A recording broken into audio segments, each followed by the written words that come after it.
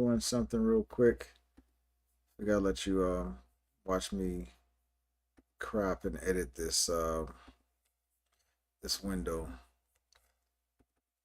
so you can see kind of how setup goes here. Let's see how it looks if I do 90.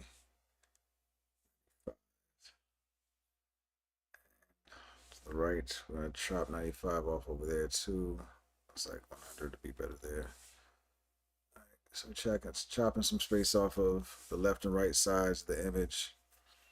And you see we end up with a pretty square image with the Canon, which means my background is going to have to look a little different.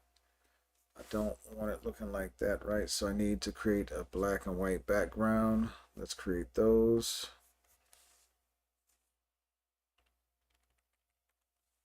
Black.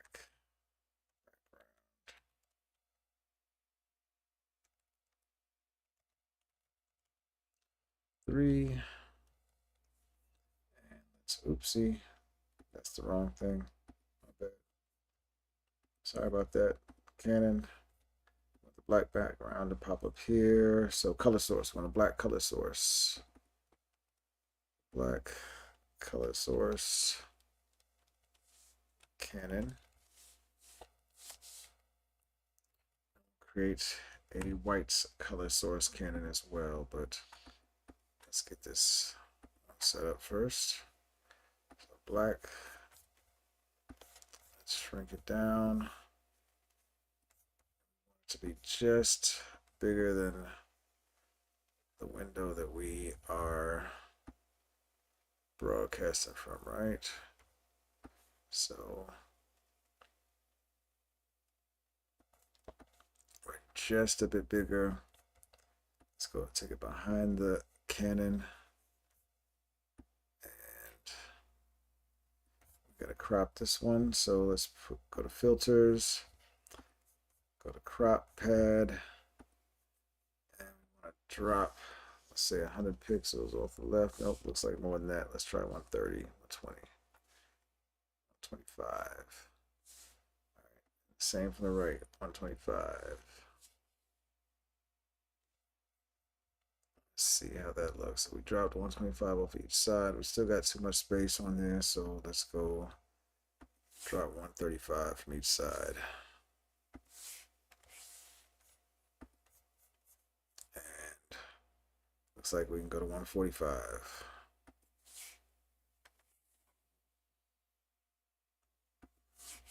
I did that wrong.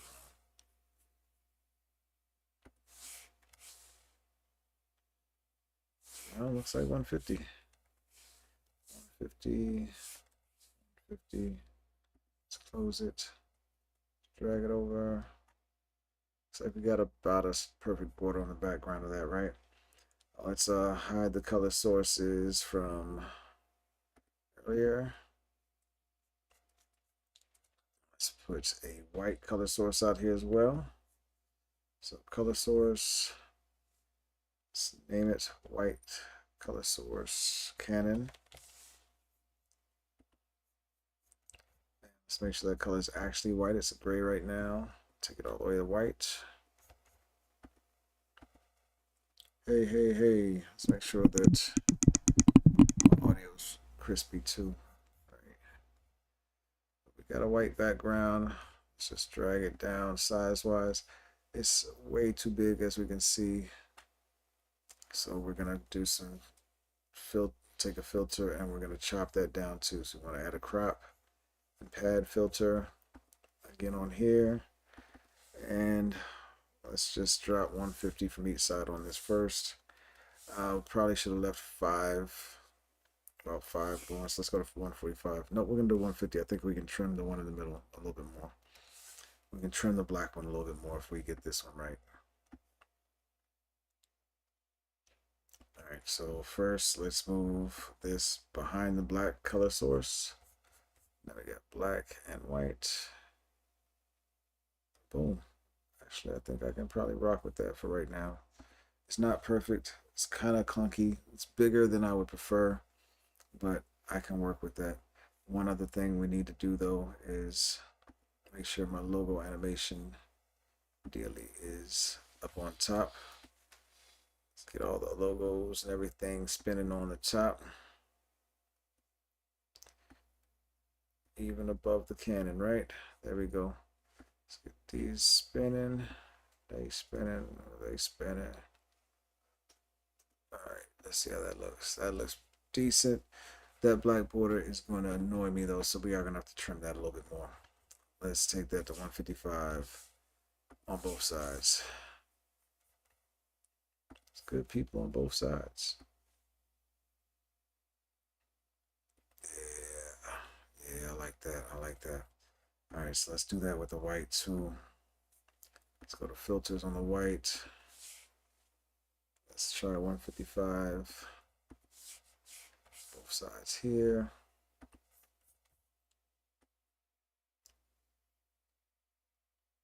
I think that's it. I think that'll do, right? That'll do, number one. Let's get that out of my face a little bit.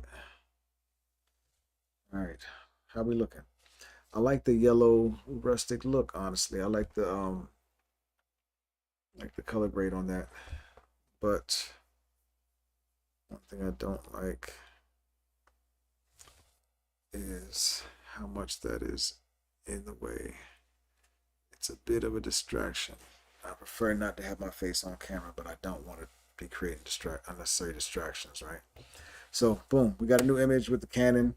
I like the way it looks. The background, I'd like to have a new background animation going here, but that's a tangent, right? So we're going to lock all of these in place now. Actually, let me show you what that means when I say I'm going to lock these all in place. So we go to desktop share. I see these little lock icons. Oh, you can't see it. Poopy pop. Let's hide the Canon. Oh, you know what we can do here? We can make the Canon a little PIP situation. Do a picture in picture up here. Where? Do it down here for right now. But boom, boom. You see in here these little lock icons. Like I can hit the lock icon now. You see now I can't click on the little picture in picture and move that around. So I'm going to do that on the Canon scene that I created up here on the top left. You won't be able to see me do it, but that's what I'm going to do. And you can see right here, you see I've got the white color source in the background, how it's unlocked and how it's got the blue little outline around it. Once I lock it, that blue outline's gone. I can't edit that or move that around at all either. So this whole screen is static. So I'm going to move back to the Canon. We just see the cameras, and I'm going to lock the color source of the low animation. I can lock them just by locking the top layer. Actually, I got them in a group. And actually I can rename my group too, can't I? Rename logo animation group. Animation. All right, so I got my logo animation done and got the Canon camera working. Let's check in with Mizzo because I know we were going to try and do something. If he's not available right now, so we will swing back and check in with him later. And let's get moving here. I like the fact the camera's on auto focus too. And again, like I said, I like the yellow cast to this right now. I would do a completely different background look and feel to this, just to stick with the golden hue. But we're about to read, so we can get out of here, right? Let's get her done. So, still reading. You're not focusing. Autofocus, autofocus, autofocus. You're not doing your job. We're reading Breaking the Habit of Being Yourself, though. Get this off with the auto. See, when I sit back here, I don't like the color. Kind of like it up here. We'll play with this some more when we have time, but for now, we're going to jump into reading, all right? So, Breaking the Habit of Being Yourself. If you remember, this is the book I'm reading as part of my reboot of myself, where I'm recoding and rewriting my personal operating system. We may have extra commentary jumping in, as I have my beloved wife who is well ahead of me in this book and is comprehending so much of this already, who may chime in and give us a little bit of help if we run into any snags. I was reading yesterday and I moved the mic like I'm about to do now, and that unplugged the audio. So I'm gonna go back and reread what I read yesterday. See how the thoughts work anyway. I already plan on reading everything twice. Looks like this section will get 3. Let's just hope we have audio first. We're actually gonna watch.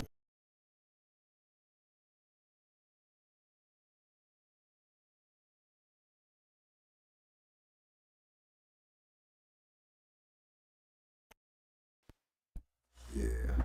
All right, plugs back in. I got disconnected, but I'm alive again. Ooh, that picture looks ugly. There.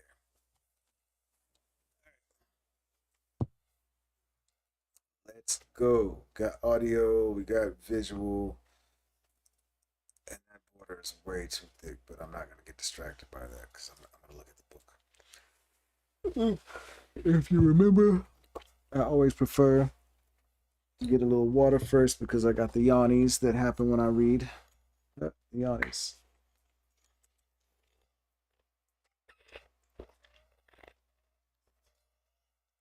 Zen wanted to come say hi. You want to come say hi? I don't think anybody can see there, but come say hi. No, you can't go down there right now. I see you, but no, it's not happening. You gotta come say hello. Come on, say hi. Say hello. All right, go do your thing now. Go do your thing. I'm done. Good boy. All right. Why quantum outcomes should come as a surprise is where we left off yesterday. Um, I might want to restart actually at the top of the page though.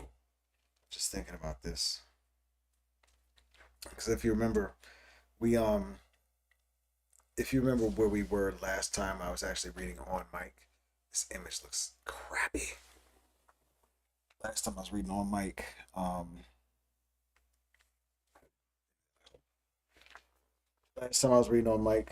we went through how thoughts and feelings had to be aligned in order for um, these changes to make. For example, for that DNA strand to unravel, and it says they had it unraveled when people thought a positive thought and they thought about unraveling the DNA, something along those lines, right? There's a little follow up story or just a little thing he mentions that I think might be helpful to touch on real quick before we get into the next sections. So let's hit him. He said, I frequently talk to my workshop audiences about my grandmother, a woman I adored. She was an old school Italian, steeped in Catholic guilt, as she was in the tradition of making tomatoes gravy to spoon on pasta. She prayed constantly for things and deliberately thought about a new life, but the guilt that had been instilled in her throughout her upbringing confused the signal she was sending. She only manifested more reasons to feel guilty. If you remember when I was reading that before, I said I really identified with that. This was really screaming at me when I read that. It said if your intentions and desires haven't produced consistent results, you've probably been sending an incoherent, mixed message into the field, the quantum field. You may want wealth, you may think wealthy thoughts, but if you feel poor, you aren't going to attract financial abundance to yourself. Why not? Because thoughts are the language of the brain, and feelings are the language of the body. You're thinking one way and feeling another way, and when the mind is in opposition to the body, or vice versa, the field won't respond in any consistent way. Instead, when mind and body are working together, when our thoughts and feelings are aligned, when we are in a new state of being, then we are sending a coherent signal on the airwaves of the invisible. I really, really think about that a lot because over the past month, I've been working on changing the way I think, but I've also noticed that I'm changing the way I feel about a lot of things, or at least I'm looking at how I feel about a lot of things. Whereas before, I didn't even think about how I felt about something. I would just let my natural programming respond however it naturally responded to something, and I may not even notice that an event took place in my mind. Um, so now that I'm working on getting the mind and body working together, and that I'm looking at the feelings and I'm thinking about my thoughts and thinking about changing the way I think, seeing differences just from that part. So I'm not even doing half of what is being prescribed or spoken about in the book yet, but I'm seeing marked changes in how I feel daily, regardless of what my situation is. My situation hasn't changed much um, from a month and a half ago. I've got the same stressors or potential stressors, but they're not eating away at me. Still maintaining a certain level of joy inside that I appreciate. And looks like there it goes. So yeah, I'm noticing again, changing minds is changing how I feel and how I operate. And I feel like it's changing my effectiveness. I've been very effective in getting a lot done over the past month and change in the midst of that. Whereas before, old me would probably be less effective because I'd be stressed, I'd be anxious, I'd be more depressed. Now I don't have the anxiety and depression playing a role. I'm still fully conscious of the feelings that come up, the feelings that exist, and that I've had to battle in the past. But now that I'm aware of them and I understand them better, I'm able to take better action to deal with them, or to just assign them and relegate them to wherever they're supposed to be in my field. So next section, why quantum outcomes should come as a surprise. Now let's fill in another piece of the puzzle. To change our reality, those outcomes that we attract to ourselves have to surprise, even astonish us in the way in which they come about. We should never be able to predict how our new creations will manifest. They must catch us off guard. That's how I feel about creating, about arting, about making music, any of that. I prefer to go in without a plan and just get stuff out. They have to wake us up from the dream of the routine reality. They have to wake us up from the dream of the routine reality that we've grown accustomed to. These manifestations should leave us with no doubt that our consciousness made contact with the quantum field of intelligence. So we're inspired to do this again. That is the joy of the creative process. I agree. Why should you want a quantum surprise? If you can predict an event, it is nothing new. It's routine, automatic, and you have experienced it many times before. If you can predict it, the same you produced the same familiar outcome. If you didn't hear this yesterday, this may not have happened yesterday. I was struggling with that sentence. I hated the way the sentence was written. I still don't feel good about it, but Yanni helped me understand it, and I appreciate that. So now that I now that I understand the sentence a little bit better, And it having reads does better. it makes more sense with what you read before it because you didn't read much of the context ahead of it the other day. So does it make more sense having read what you just read prior to it now? That's a good question, baby. Because when you tie it together, potentially when you tie it together with the what you just read about, like it has to come as a surprise, and why it should surprise you when your feelings about creation, and it should just Mm-hmm. come naturally and spontaneously. That's essentially what it's saying. That like if you're not surprised, then the old you that's been creating the same mundane created it versus the Yeah, potential new you yeah. and new energy that would come as a surprise because it would be different. I rock with that. Yeah. I rock with that. Well put. That ties it together. You predicted the same. You produced the same. I think I would change the sentence to say the same version of you. I think Yeah. that would help me right there. The same you Yeah. It's produced. definitely in how it's written, Yeah, but but I get the point. The point is still taken, and hopefully anybody else reading this gets it. Maybe I'm just the only one that stumbled and had the challenges with that. I hope I am. Um, so thank you, babe. mm-hmm. So the same you produce the same familiar outcome. In fact, if you're trying to control how an outcome will occur, you just went Newtonian. Newtonian, classical, physics was about trying to anticipate and predict events. It was all about cause and effect. What does going Newtonian mean when applied to your ability to create? It's when the external environment is controlling your internal environment, thinking, feeling. That's cause and effect. Instead, change your internal environment, the way you think and feel, and then see how the external environment is altered by your efforts. Strive to create an unknown, new future experience. Then, when an unforeseen event occurs in your favor, you'll be pleasantly surprised. You just became a quantum creator. You just went from cause and effect to causing an effect. Hold a clear intention of what you want, but leave the how details to the unpredictable quantum field. Let it orchestrate an event in your life in a way that is just right for you. If you're going to expect anything, expect the unexpected. Surrender, trust, and let go of how a desired event will unfold.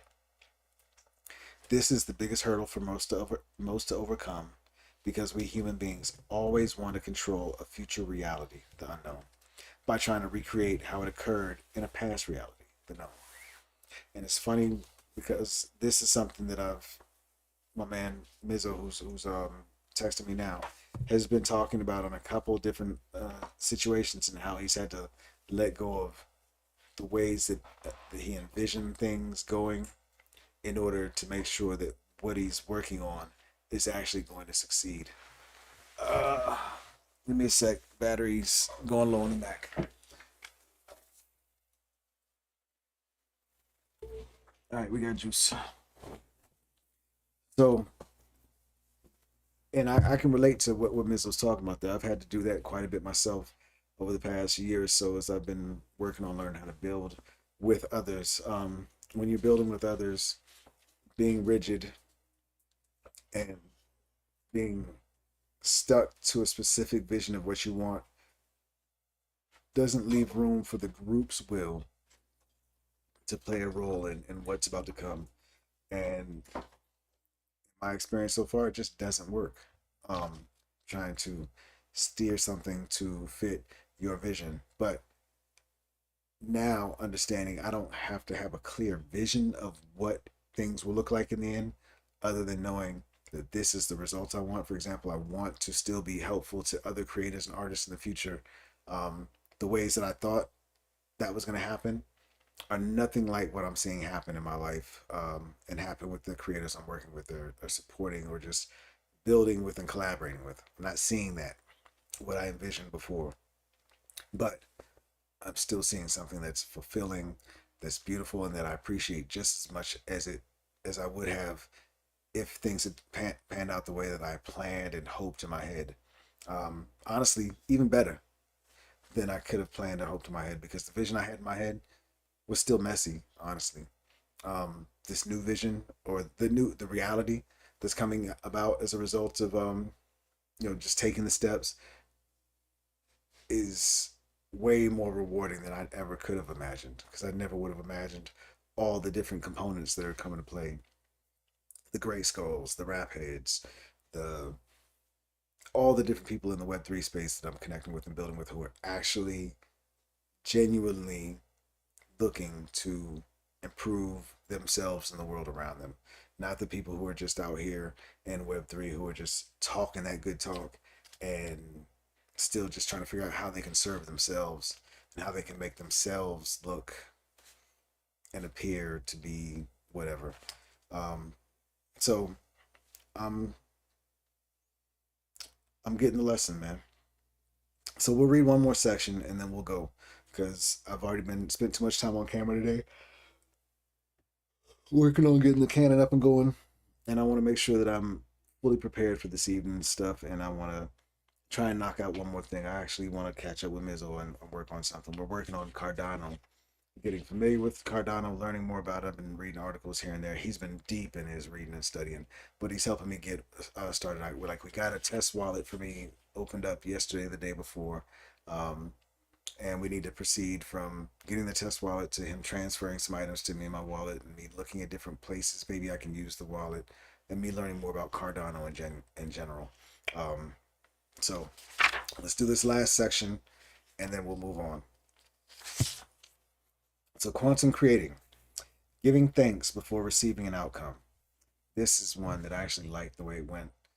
After I read it yesterday, when I was reading it yesterday, I felt the resistance was bubbling all up. But after getting to walk out in the woods for a little while yesterday and just kind of be and live, things settled down a little bit. And I can understand how when we read, sometimes our personal bias, our personal programming can very easily get in the way of you receiving a lesson from what you're the information that you're engaging with or that you're soaking in. Um, so let's read it and we'll see how I feel today. So quantum creating, giving thanks before receiving an outcome. I've just talked about aligning our thoughts and feelings to result.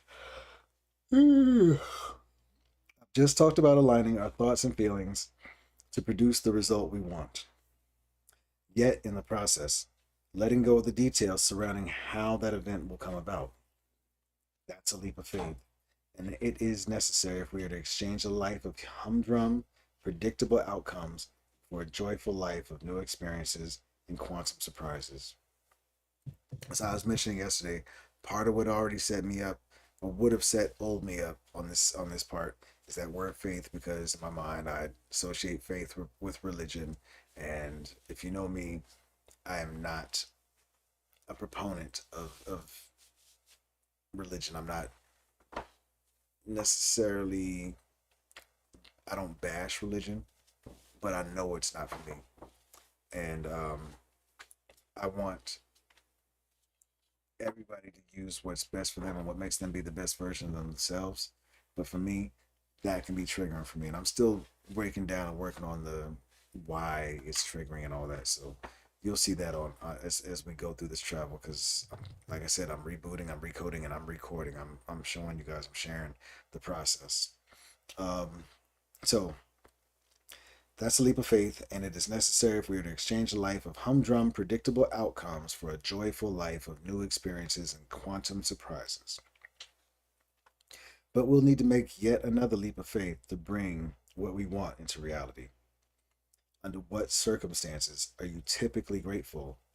You may answer, I'm grateful for my family, the nice home I have, my friends, and my job.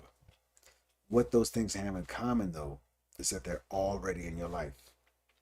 Generally, we are grateful for something that has already happened or is already present in our lives. You and I have been conditioned into believing that we need a reason for joy, a motivation to feel gratitude, grounds to be in a state of love. That's relying on external reality to make us feel different internally. It's Newton's model. The new model of reality challenges us as quantum creators to change something within us, in mind and body, in our thoughts and feelings, before we can experience the physical evidence with our senses. Can you give thanks and feel the elevated emotions associated with a desired event before it occurs? Can you imagine that reality so completely that you begin to be in that future life now? In terms of quantum creating, can you give thanks for something that exists as a potential in the quantum field but has not yet happened in your reality? If so, you are moving from cause and effect, waiting for something outside of you to make a change inside of you, to causing an effect, changing something inside of you to produce an effect outside of you. When you're in a state of gratitude, you transmit a signal into the field that an event has already occurred. Gratitude is more than an intellectual thought process. You have to feel as though whatever you want is in your reality at this very moment. Thus, your body, which only understands feelings, must be convinced that it has the emotional quotient of the future experience happening to you now. Gotta chew. Still gotta chew. And just gotta take the ride and experience this and see what happens by learning how to do this. And then I'll make past judgment. Previous me would have been trying to just say, yo, this makes no sense. This is some spooky stuff. I might as well be on my knees and praying or something like that. It's not how my brain's operating and processing this now. But those skeptical voices are definitely right there, looking around the corner like ready to say a little something, ready to chime in at the first opportunity. So I would keep going, but like I said, we've been on the camera too long today, so I'm going to jump off here. I'm going to set my bookmark, and let's hope we pick back up tomorrow. I really want this to be every day, um, possible. Maybe skipping weekends, we'll see. Because you know me, I don't love being on camera. This is a necessity, though, for what we want to accomplish, what I want to accomplish, at least the way I see it today. So, thank you for hanging with me today. If you did, um, if my audio for some reason isn't working today, it's not my fault. It's not my fault. It's not my fault.